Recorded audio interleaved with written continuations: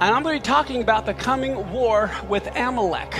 I believe the spring of this next year through the spring of 2025, we're prophetically going to see the Isaiah 17 war take place and the Psalm 83 war take place.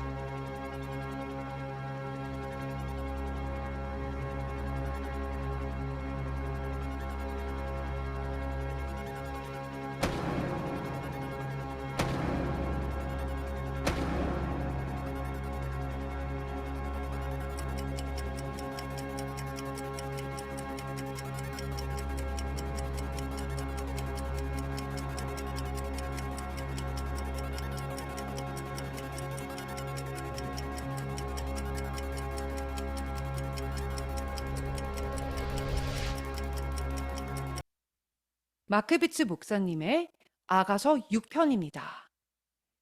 여러분 준비되셨나요? 저희는 아가서를 함께 나누고 있습니다. 여러분께 아직 나누지는 않았지만 제가 얼마 전에 페리 스토운 목사님 집회에서 나눈 내용이 있었는데요. 그 내용을 오늘 티칭에 접목시켜 말씀드리겠습니다. 그래서 여러분이 오늘 이전에 한 번도 들어보지 못한 내용을 듣게 되겠습니다. 저희는 여전히 제3학이 있는데요. 제3학은 아가서 5장 3절부터 6장 10절까지입니다. 제3학에서 신부는 마침내 진심으로 회개하게 됩니다. 이전 막들에서는 여인이 여인 자신만 생각했었지요. 이제 여인은 목자와 모든 것을 함께 해야 하는 것을 알게 됩니다. 그래서 전심으로 목자를 찾게 됩니다. 그런데 여인이 이전에 목자와 함께 추수하기를 싫어했기 때문에 목자는 지금 여인과 함께 있지 않고 다른 곳에 있습니다. 아가서 5장 10절부터 16절을 보겠습니다. 이 부분은 여인이 말하는데요. 왜냐하면 이 부분에서 여인이 목자를 내 사랑하는 자라고 부르고 목자는 여인을 내 사랑이라고 부르기 때문입니다. 아가서는 뮤지컬과도 같습니다. 저는 아가서를 노래로 부르면 어떤 음으로 부를까 생각해 보기도 합니다.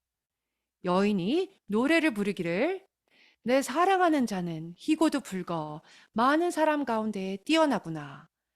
머리는 순금 같고 머리털은 고불고불하고 까마귀같이 검구나.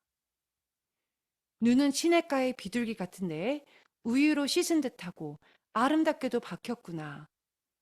뺨은 향기로운 꽃밭 같고 향기로운 풀 언덕과도 같고 입술은 백합화 같고 모략의 즙이 뚝뚝 떨어지는구나. 손은 황옥을 물린 황금 놀이개 같고 몸은 아로색인 상아의 청옥을 입힌 듯 하구나. 다리는 순금 받침에 세운 화반석 기둥 같고 생김새는 레바논 같으며 백향목처럼 보기 좋고 입은 심이 달콤하니 그 전체가 사랑스럽구나. 예루살렘의 딸들아, 이는 내 사랑하는 자요, 나의 친구로다. 여인이 누군가에게 목자에 대해 말하는 것은 이번이 처음입니다. 놀라운 것은 여인이 진심으로 회개를 하고 있고 그녀의 사랑하는 자가 어떤지에 대해 말하고 있으며 그 사랑하는 자가 또한 그녀의 친구라고 말하고 있지요. 이 사실은 얼마나 중요한가요? 여러분에게 물어보겠습니다. 여러분도 여인처럼 하나님을 똑같이 보고 계신가요? 하나님을 어떻게 보고 계신가요? 하나님은 여러분의 친구이신가요? 아니면 그저 심판주이신가요? 하나님은 여러분의 왕이신가요? 아니면 천둥을 던지는 슈퍼히어로 토르 같으신가요? 아브라함을 생각해 보세요. 그는 하나님의 친구라고 불리웠습니다. 여러분의 삶에서 하나님을 친구로 간주하고 계신가요? 여인이 예루살렘의 딸들에게 목자에 대한 경이로운 마음을 대화로 나눈 후에 예루살렘의 딸들은 아가서 6장 1절에 무엇이라고 말하는지 보겠습니다. 여자들 가운데 어여쁜 자야, 네 사랑하는 자가 어디로 돌아갔는가? 우리가 너와 함께 찾으리라. 하나님에 대해 사람들에게 전할 때에 전하는 자도 기쁨이 넘쳐야 하겠지요. 어떤 사람들은 하나님이 마치 치과 의사인 것처럼 소개를 합니다. 듣는 자가 당신이 믿는 치과 의사 같은 하나님은 알고 싶지 않아요. 당신은 불행한 사람이겠네요. 라고 생각할 수도 있겠지요. 하나님을 전하는 자가 기쁨이 넘치고 확신에 차 있으면 듣는 자도 그것이 전달이 되고 하나님을 찾게 될 수가 있겠지요. 저는 잃어버린 영혼들에게 친한 척하면서 접근한다고 부흥이 올 거라고 생각하지 않습니다. 부흥은 잃어버린 영혼들이 하나님을 친구처럼 간절히 찾게 될 때에 올 것이라고 생각합니다. 다시 말씀드리지만 부흥은 절대로 우리가 잃어버린 영혼들에게 친근하게 접근한다고 오지는 않을 것입니다. 왜냐하면 하나님이 영광을 받으실 수가 없기 때문입니다. 부흥은 잃어버린 영혼들이 하나님을 친구처럼 간절히 찾을 때에 오는 것입니다. 마침내 여인이 그녀의 사랑하는 자를 향한 그 사랑을 다른 이들에게 알리니까 다른 자들도 목자를 찾고 싶어 합니다. 우리 삶에도 이러한 일들이 일어나야 하는 것입니다. 내가 믿는 것이 종교가 아닌 하나님과의 관계라면 우리가 다른 사람에게 영향력을 끼칠 수 있는 것입니다.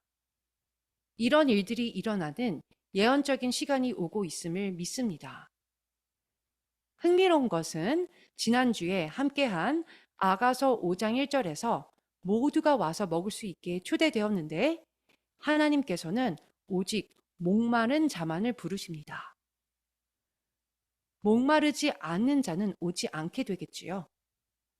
우리는 하나님을 만날 때에 찾아야 하는 것입니다. 그렇기에 우리는 하나님의 달력과 함께 정렬하여 가야 하는 것입니다. 하나님이 언제 만나 주시는지 알아야 하는 것이지요. 모든 열방이 다 하나님께 달려 나올 것입니다. 이사야 55장 1절에서 7절 말씀. 오호라, 너희 모든 목마른 자들아, 물로 나아오라. 돈 없는 자도 오라. 돈이 없는데 어떻게 살 수 있을까요? 공짜이기 때문에 가질 수 있습니다. 너희는 와서 사 먹되 돈 없이, 값 없이 와서 포도주와 젖을 사라. 너희가 어찌하여 양식이 아닌 것을 위하여 은을 달아주며 배부르게 하지 못할 것을 위하여 수고하느냐? 내게 듣고 들을지어다.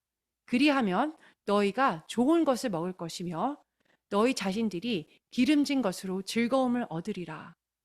너희는 귀를 기울이고 내게로 나와 들으라.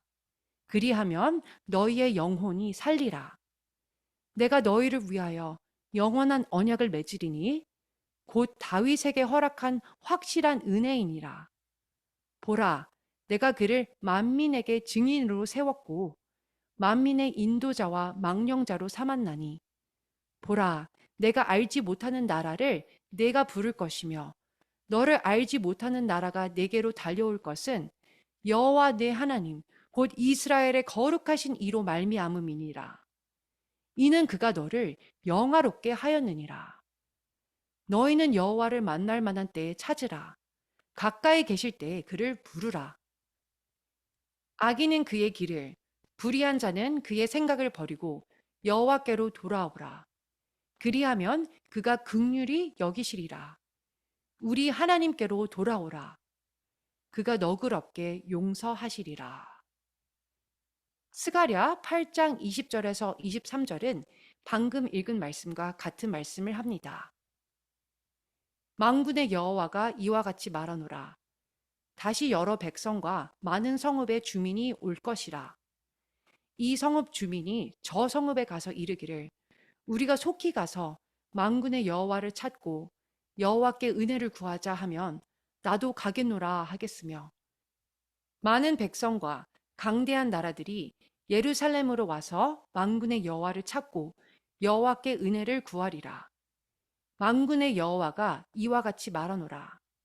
그날에는 말이 다른 이방 백성 10명이 유다 사람 하나의 옷자락을 잡을 것이라. 곧 잡고 말하기를 하나님이 너희와 함께 하심을 들었나니 우리가 너희와 함께 가려 하노라 하리라 하시리라. 이방 백성 몇 명이라고 하지요? 10명입니다. 성경에서 열방을 70개국이라고 하지요. 70개의 나라 곱하기 이방인 10명 하면 700명이 됩니다. 700명이 유대인의 옷자락을 잡는다고 하네요. 그 유대인이 이방 백성에게 우리 하나님이 너희와 함께 하신다는 것을 들었어. 함께 예루살렘으로 가자라고 하겠지요. 모든 열방이 이렇게 다 예루살렘으로 나아가게 될 것입니다. 저는 현재 우리가 그 시점에 있다고 믿습니다. 자, 여인이 그녀의 사랑하는 자가 얼마나 귀한지 예루살렘의 딸들에게 말했지요. 그런데 예루살렘의 딸들은 그렇게 의로운 자들이 아닙니다. 그런데 이제는 이들이 목자를 함께 찾게 됩니다. 이들도 목자가 어디에 있는지 알고 싶어 합니다. 여인의 반응을 함께 보겠습니다. 아가서 6장 2절. 내 사랑하는 자가 자기 동산으로 내려가. 우리 동산이나 내 동산이 아닌 목자의 동산이지요. 내 사랑하는 자가 자기 동산으로 내려가 향기로운 꽃밭에 이르러서 동산 가운데에서 양떼를 먹이며 백합화를 꺾는구나. 목자는 어김없이 양떼를 먹이고 있습니다. 여인도 함께 일을 해야 하는 것이지요. 목자는 백합화를 꺾는다고 했는데요. 백합화는 영혼들을 의미합니다. 즉, 사람들을 말하는 것이지요. 자, 그래서 목자가 무엇을 하고 있지요? 추수를 하고 있습니다. 여인은 일하지 않고 앉아 있다가 마침내 목자를 찾으러 간 것입니다. 아가서 6장 3절을 보겠습니다. 아니 레도디에 대해 들어보신 분들이 계시지요? 나는 내 사랑하는 자에게 속하였고 내 사랑하는 자는 내게 속하였으며 그가 백합화 가운데에서 그 양떼를 먹이는도다. 이제 여인은 목자가 어디에 있는지 알고 있습니다. 저희가 함께 아가서 처음으로 돌아가서 2장 16절에는 여인이 무엇이라고 했는지 보겠습니다.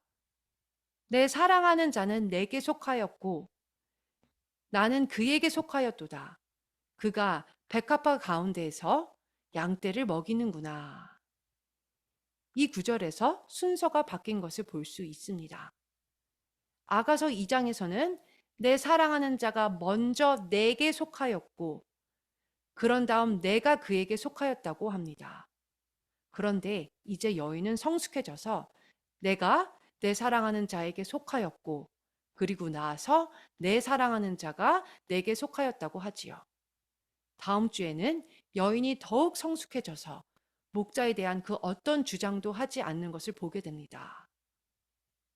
놀라운 것은 여인이 벌써 성숙해지는 것을 여기에서 볼 수 있다라는 것입니다.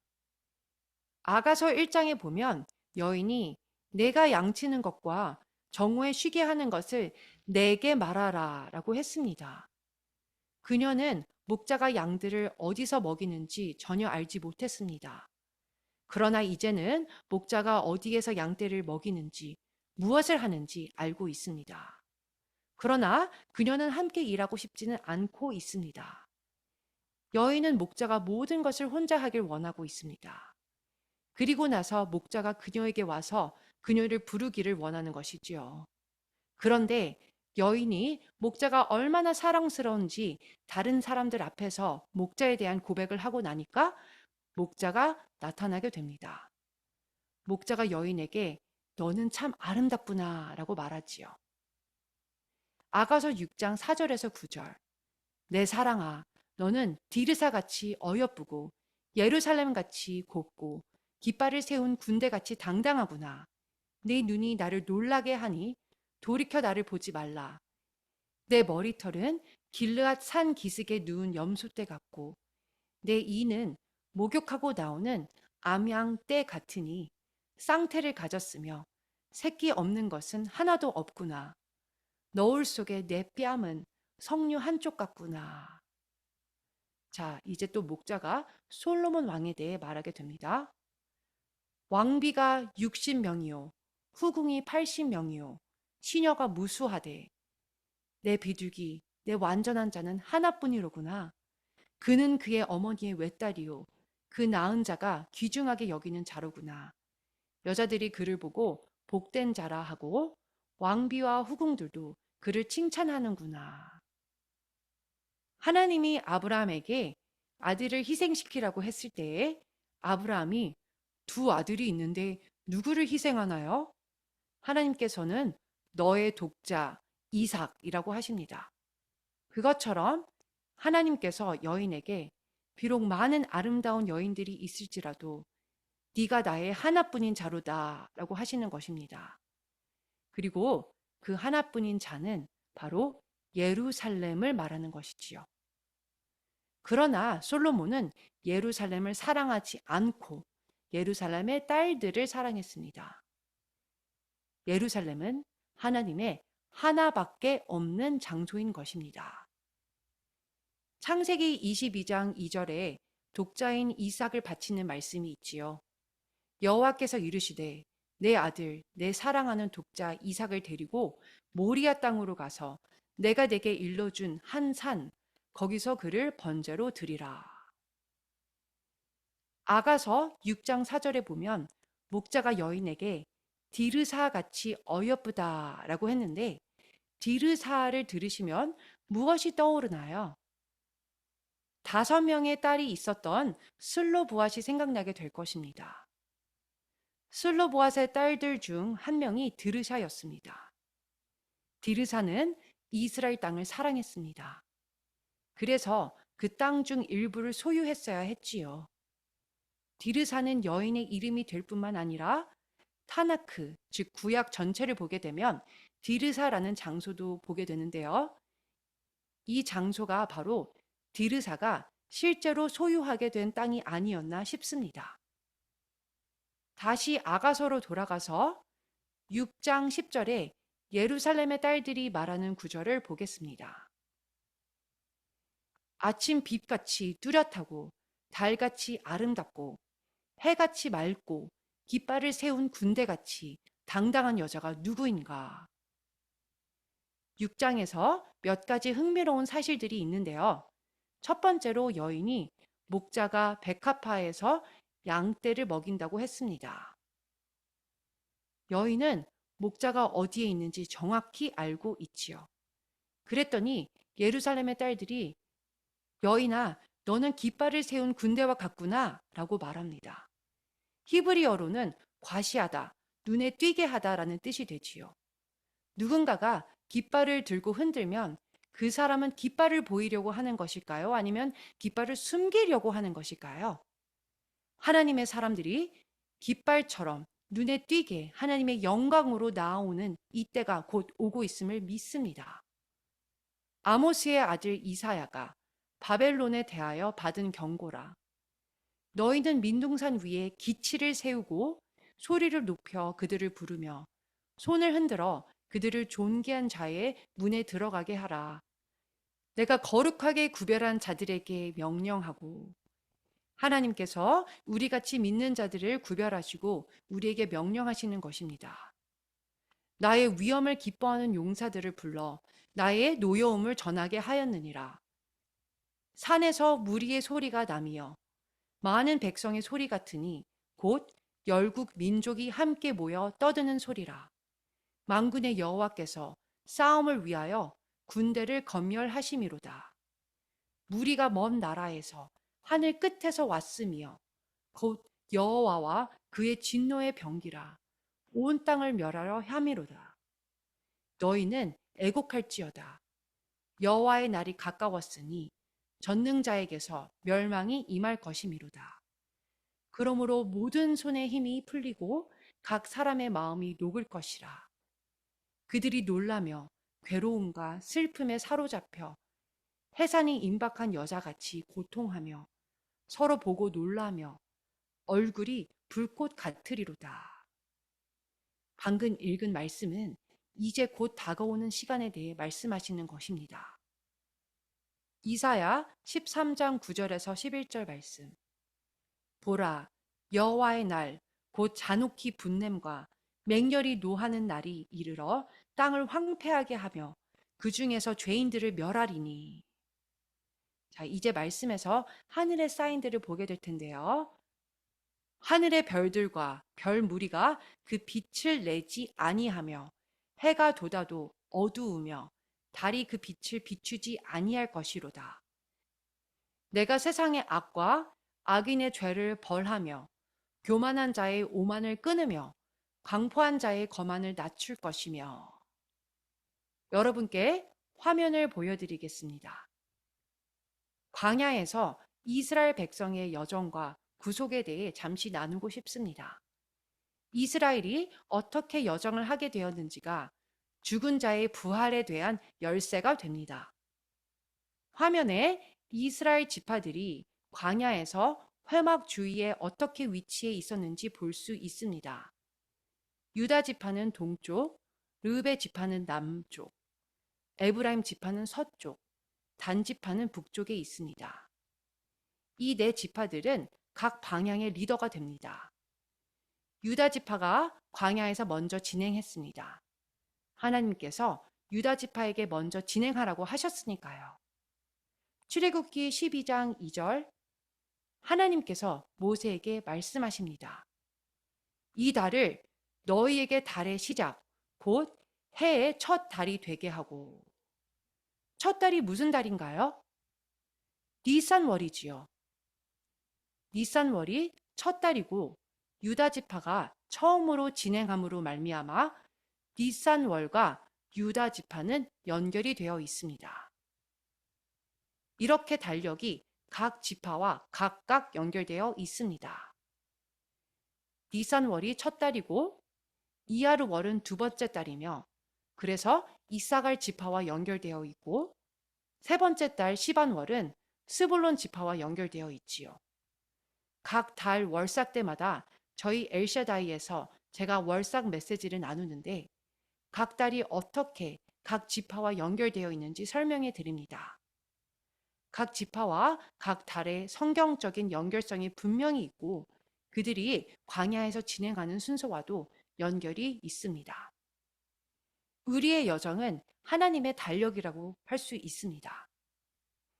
제가 각 지파들을 배열한 다른 화면을 또한 여러분께 보여드리겠습니다. 때때로 다른 방법으로 배열한 것을 보면 다른 관점으로 보게 될 수도 있기 때문에 더 이해하기 쉬울 수도 있습니다.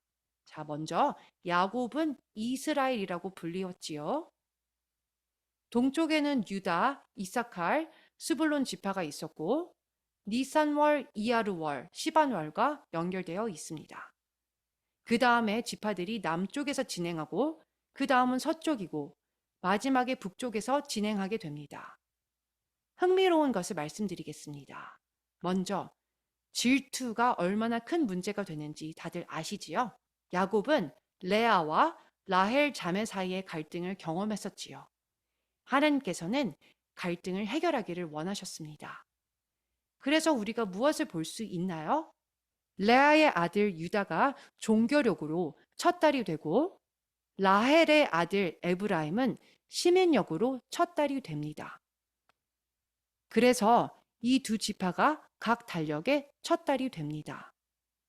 한 지파는 종교력의 첫 딸이 되고 다른 한 지파는 시민력의 첫 딸이 되는 것입니다. 그래서 두 지파가 마치 처음으로 진행하며 가는 것 같이 느껴지게 말이지요. 저는 이 사실이 놀랍다고 생각합니다. 어떤 지파가 남쪽 방향의 마지막에 있었나요? 엘르롤과 연결된 갓 지파입니다. 갓 지파는 에브라임 지파와 연결된 티슈리월 바로 전달입니다. 갓 지파가 에브라임 지파에게 바톤을 넘겨주는 것입니다. 북쪽 마지막 방향에는 아달월의 납달리 지파가 있습니다. 납달리 지파는 니산월의 유다 지파에게 바톤을 넘겨주게 됩니다. 동쪽과 남쪽은 레아의 자녀들이고 남쪽은 라헬의 자녀들이고 갓과 아셀 지파는 레아의 시녀 실바의 자녀들이고 단과 납달리 지파는 라헬의 시녀 빌하의 자녀들이 되겠습니다. 하나님께서는 두 막대기가 하나가 되기를 원하십니다. 바로 에스겔서에 한 막대기에 대한 말씀이 있습니다. 또 다른 것을 알려드리겠습니다. 깃발이 있는 군대에 대해 아시나요? 메시아께서 흰 말을 타고 오시고 모든 믿는 자들이 흰 말을 타고 깃발을 흔들며 오게 되는 것을 알고 계시지요? 각 깃발마다 침례교, 카톨릭교, 오순절교 깃발이라고 쓰여져 있지 않을 것입니다. 각 깃발마다 이스라엘의 지파가 쓰여 있게 될 것입니다. 메시아께서 곧 오심에 대한 하늘의 해와 달과 별에 대한 사인이 있을 것입니다. 전쟁이 준비되고 있는 것을 아시나요? 저는 전쟁이 준비되는 것이 들리고 그리고 곧 일어날 것이라고 믿습니다. 창세기 1장 2절에서 3절 말씀 보겠습니다. 땅이 혼돈하고 공허하며 흑암이 깊음 위에 있고 하나님의 영은 수면 위에 운행하시니라. 하나님이 이르시되 빛이 있으라 하시니 빛이 있었고. 하나님께서 말씀하시는 것을 히브리어로 에모르라고 합니다. 그런데 저는 하나님께서 그저 빛이 있으라라고 말씀하지 않으셨을 것 같습니다. 제가 믿기로는 하나님께서 빛이 있으라라고 노래를 부르셨을 것 같습니다. 하나님은 노래를 부르시면서 이 세상을 창조하셨지요. 히브리어로 말하다라는 단어의 뜻은 발표, 발행하다입니다. 다시 말해서 하나님께서 말씀하심으로 인해 자기 자신을 공개적으로 우리에게 알리셨습니다. 하나님께서 최초의 연설가가 되시는 것이지요. 하나님의 최초의 말씀은 빛이 있으라 였습니다. 창세기 1장 14절 말씀. 하나님이 이르시되 하늘의 궁창에 광명체들이 있어 낮과 밤을 나뉘게 하고 그것들로 징조와 계절과 날과 해를 이루게 하라. 우리는 하나님의 창조를 통해 물리적인 세계와 영적 세계의 연관성을 볼 수 있는데요. 하나님께서 어두운 곳에 빛을 두신 것처럼 어두운 세상의 이스라엘을 빛으로 부르신 것입니다. 이스라엘은 하늘의 해, 달, 별로 비유가 되기 때문입니다. 요셉의 꿈에도 해, 달, 별이 나오잖아요. 창세기 15장 5절 말씀을 보겠습니다. 그를 이끌고 밖으로 나가 이르시되 하늘을 우러러 뭇별을 셀 수 있나 보라. 또 그에게 이르시되 내 자손은 이와 같으리라. 하늘의 별들은 믿는 자들을 의미합니다. 아브라함의 씨들이지요. 아브라함의 신실한 자손들은 하늘의 별들로 표징이 되는 것입니다. 어두운 세상의 빛이 되는 것이지요. 다니엘 12장 3절에서 4절 말씀. 지혜 있는 자는 궁창의 빛과 같이 빛날 것이요. 많은 사람을 옳은 대로 돌아오게 한 자는 별과 같이 영원토록 빛나리라. 다니엘아, 마지막 때까지 이 말을 간수하고 이 글을 봉함하라. 많은 사람이 빨리 왕래하며 지식이 더하리라. 그렇기에 우리가 이사야서 60장 1절에서 3절 말씀을 보겠습니다. 일어나라, 빛을 발하라. 이는 내 빛이 이르렀고 여호와의 영광이 내 위에 임하였음이니라. 보라, 어둠이 땅을 덮을 것이며 캄캄함이 만민을 가리려니와 오직 여호와께서 내 위에 임하실 것이며 그의 영광이 내 위에 나타나리니 나라들은 내 빛으로 왕들은 비치는 내 광명으로 나아오리라 라고 써 있는 것입니다. 마치 해가 떠오를 때와 같은 것이지요. 그러므로 하나님께서 창조하실 때에 어두운 세상에 빛을 창조하신 것이고요. 그것은 상징적으로 하나님의 자녀들이 도덕적으로 어두운 이 세상에 빛을 가져오는 것을 의미하는 것입니다. 이해가 되시지요? 창세기 15장 12절에서 16절 말씀 보겠습니다.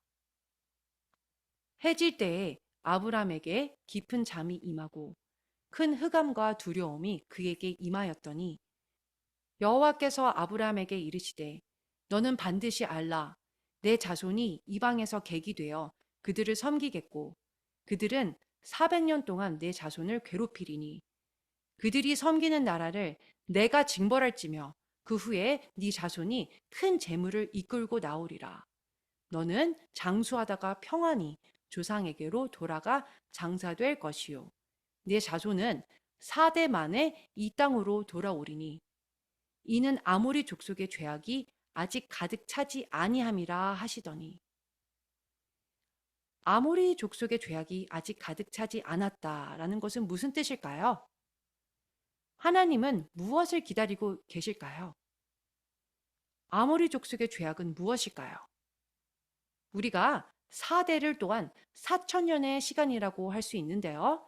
지금 이 시대가 아브람으로부터 4천년이 흐른 시간인 것을 여러분 아시나요? 이 땅은 아모리의 죄악이 가득 꽉 차서 그 죄악의 끝에 이르렀습니다. 자, 아모리의 에모르는 무슨 뜻이라고 했지요?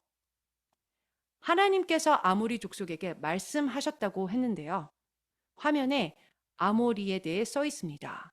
하나님께서 아모리 족속의 죄가 가득 찼을 때에 구속이 임한다의 뜻은 무엇이냐면 아모리는 언론 같은 매체를 통해 널리 알려지거나 명성을 얻는다는 말에서 유래합니다.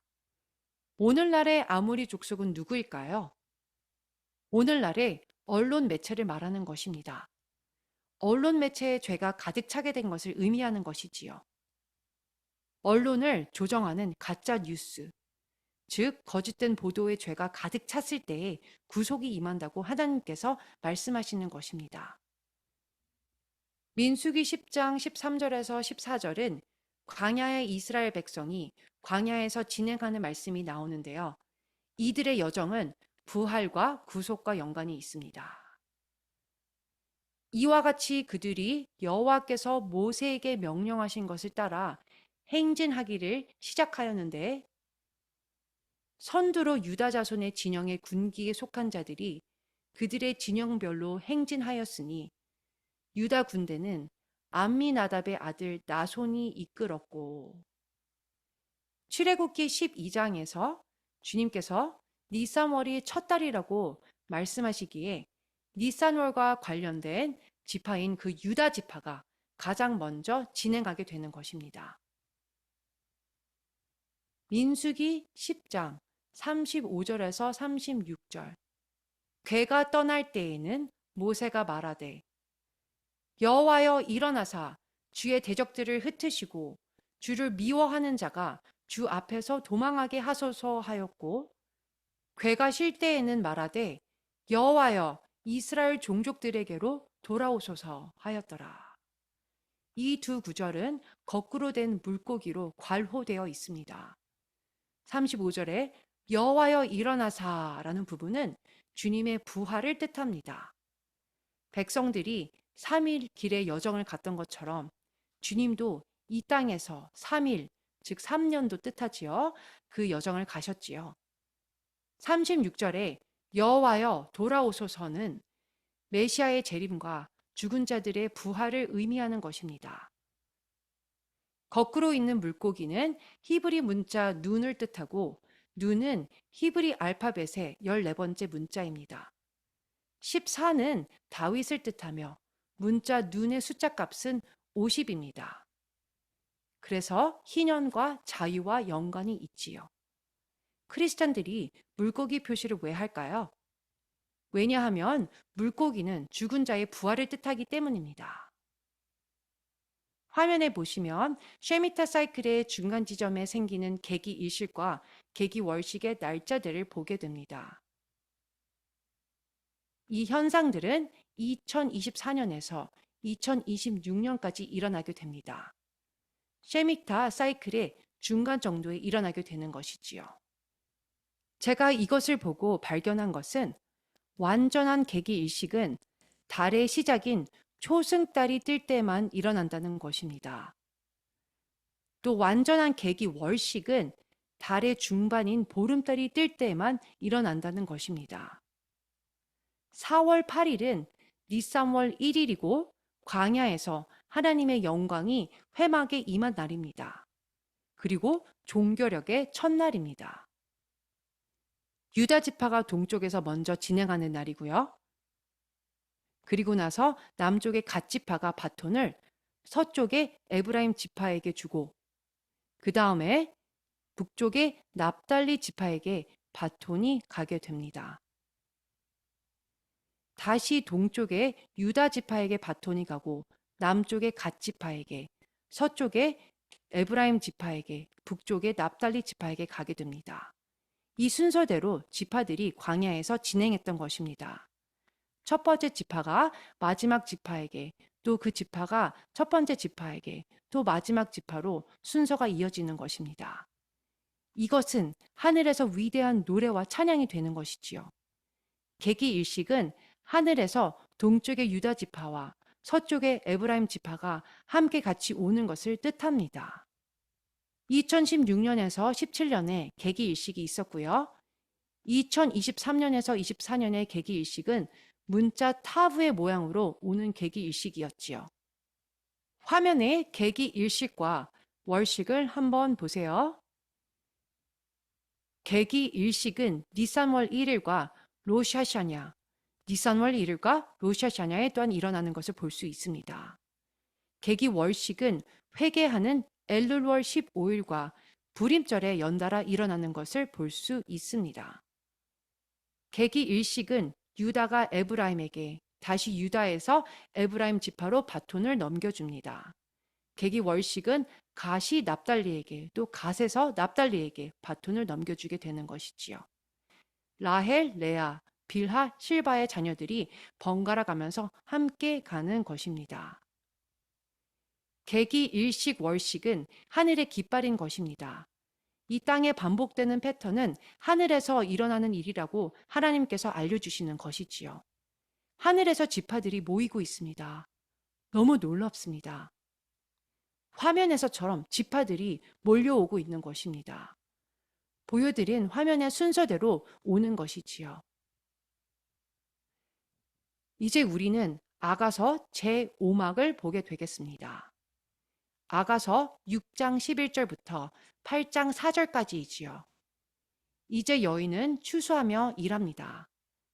마침내 침대에서 나와 추수를 하게 되는 것이지요.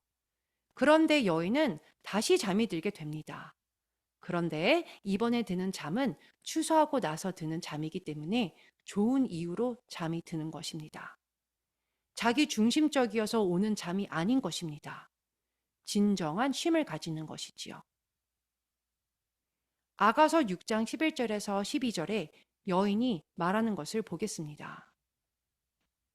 자, 여기서 여인은 이제 집을 떠나게 됩니다. 골짜기의 푸른 초목을 보려고 포도나무가 순이 났는가, 석류나무가 꽃이 피었는가 알려고 내가 포도 동산으로 내려갔을 때 여인은 포도원을 돌본 적이 한 번도 없었습니다. 그런데 이제는 일하려고 재빨리 움직이는 것을 볼 수 있습니다. 계속해서 말씀을 보시면은 부지 중에 내 마음이 나를 내 귀한 백성의 수레 가운데에 이르게 하였구나. 그런 다음에 예루살렘의 딸들의 반응을 보겠습니다. 13절. 돌아오고 돌아오라 술람이 여자야. 돌아오고 돌아오라. 우리가 너를 보게 하라. 이 구절은 마치 죽은 자들의 부활이 일어나고 이 땅에 남은 자들이 사람들이 다들 어디 갔지? 라고 하면서 찾고 있는 장면을 연상케 합니다. 술람이 여인은 예루살렘의 딸들에게 너희들이 내 마음 안에 있는 무엇을 볼 수 있니? 라고 물어보는 것입니다. 왜냐하면 그녀의 시선은 그녀 자신에게 머문 것이 아닌 그녀가 사랑하는 자에게 머물러 있기 때문입니다.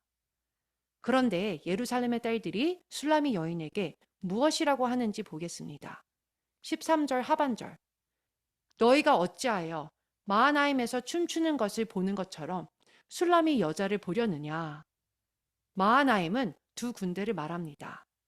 땅의 군대뿐만 아니라 하늘의 군대를 말하는 것이지요. 창세기 32장 1절에서 2절. 야곱이 에서를 만나러 길을 가는데 하나님의 사자들이 그를 만난지라. 야곱이 그들을 볼 때에 이르기를 이는 하나님의 군대다 하고 그 땅 이름을 마하나임, 즉 두 군대라고 하였습니다.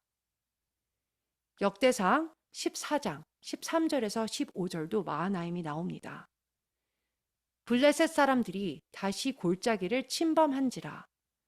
다윗이 또 하나님께 묻자온대 하나님이 이르시되 마주 올라가지 말고 그들 뒤로 돌아 뽕나무 숲을 맞은편에서 그들을 기습하되 뽕나무 꼭대기에서 걸음 걷는 소리가 들리거든 곧 나가서 싸우라. 너보다 하나님이 앞서 나아가서 블레셋 사람들의 군대를 치리라 하신지라. 뽕나무 꼭대기에서 주님이 타고 오시는 말소리가 들리십니까? 여러분, 준비하세요. 땅의 군대와 하늘의 군대가 하나가 되는 것입니다. 어떤 의미에서는 유다와 에브라임이 마침내 하나가 되는 것을 알 수 있는 것입니다. 모세의 노래에 우리는 귀를 기울여야 하는 것입니다. 모세의 노래는 히브리어로 하아지누라고 하지요. 요한계시록에 하나님께서 귀 있는 자는 들을지어다 라고 얼마나 자주 말씀하시나요? 모세의 노래와 요한계시록은 연결되어 있습니다. 신명기는 요한계시록과도 같습니다. 신명기는 이 시대 정점의 토라의 예언의 말씀으로 마치게 되는 것이지요. 신명기를 보게 되겠습니다.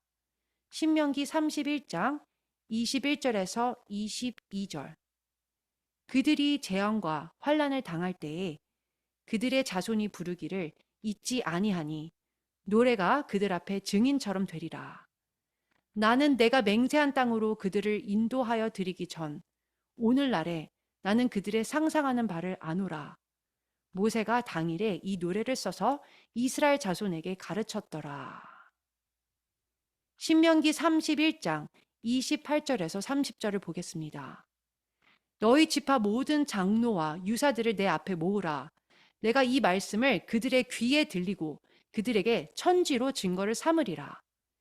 내가 알거니와 내가 죽은 후에 너희가 스스로 부패하여 내가 너희에게 명한 길을 떠나서 여호와의 목전에 악을 행하여 너희의 손으로 하는 일로 그를 경록해 함으로 너희가 말세에, 자 오늘날을 말하는 것입니다. 너희가 말세에 재앙을 당하리라 하니라. 모세가 이스라엘 총회에게 이 노래의 말씀을 끝까지 읽어 들리니라. 성경에서 이 시대는 노래로 마치게 될 것이라고 써 있습니다. 요한계시록 15장 2절에서 4절 말씀. 또 내가 보니 불이 섞인 유리바다 같은 것이 있고 짐승과 그의 우상과 그의 이름의 수를 이기고 벗어난 자들이 유리바닷가에 서서 하나님의 검은 거를 가지고 하나님의 종 모세의 노래. 자, 이것은 신명기 32장을 말하는 것입니다. 그리고 어린 양의 노래를 불러 가로되. 이 두 노래는 다른 노래가 아닌 같은 노래입니다. 뭐라고 노래하냐면 주 하나님 곧 전능하신 이시여 하시는 일이 크고 기이하시도다. 만국의 왕이시여 주의 길이 의롭고 참되시도다. 주여 누가 주의 이름을 두려워하지 아니하며 영화롭게 하지 아니하오리까. 오직 주만 거룩하시니이다. 주의 의로우신 일이 나타냈음에 만국이 와서 주께 경배하리이다 하더라.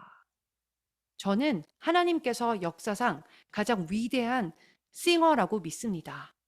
하나님이 노래 부르시는 것을 상상하실 수 있으신가요? 제가 믿기로는 토라 전체가 다 뮤지컬이라고 믿습니다. 저는 이스라엘에 가본 적이 있고 실로에도 가본 적이 있습니다. 학교 학생들이 교실에서 공부하는 것을 본 적도 있지요. 그들이 토라를 노래처럼 불렀습니다. 그렇게 토라를 외우는 것이지요. 토라를 있는 그대로 노래로 부르는 것입니다. 이스라엘에 가게 되면요, 유대인들이 토라를 노래로 부르는 것을 보게 됩니다.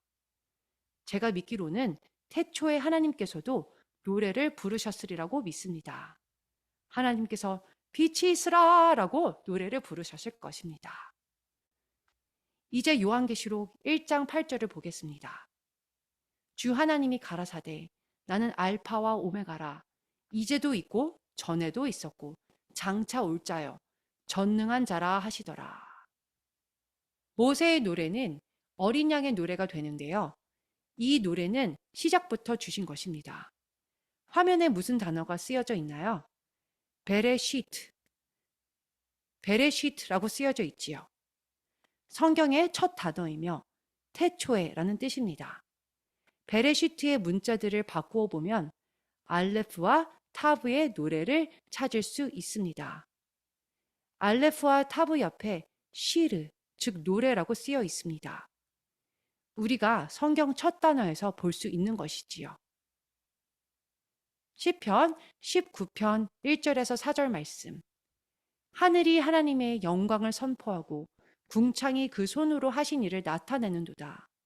날은 날에게 말하고 밤은 밤에게 지식을 전하니 언어가 없고 들리는 소리도 없으나 그 소리가 온 땅에 통하고 그 말씀이 세계 끝까지 이루도다. 하나님이 해를 위하여 하늘의 장막을 베푸셨도다. 루이 기글리오의 별들과 고래의 노래를 들어본 적이 있으신가요? 하나님의 창조물들이 다 노래를 부르고 있습니다. 창세기 1장 1절 태초에 하나님이 천지를 창조하시니라. 하나님께서 그분의 창조물들에게 귀를 주셨음을 믿습니다. 하나님께서 하늘과 땅이 생기라 라고 했을 때 하늘과 땅이 생기면서 우리는 여기 있어요 라고 반응했을 것입니다.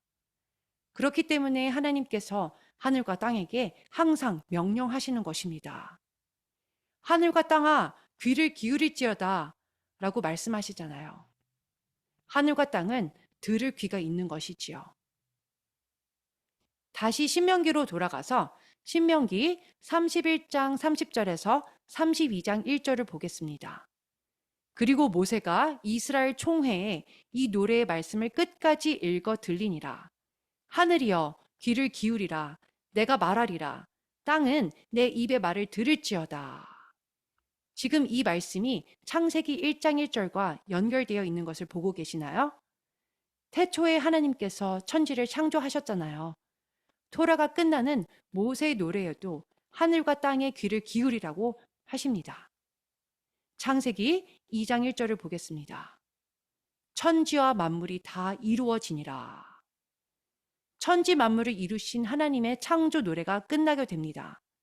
신명기 34장 10절에서 12절에는 무엇이라고 쓰여 있는지 보겠습니다.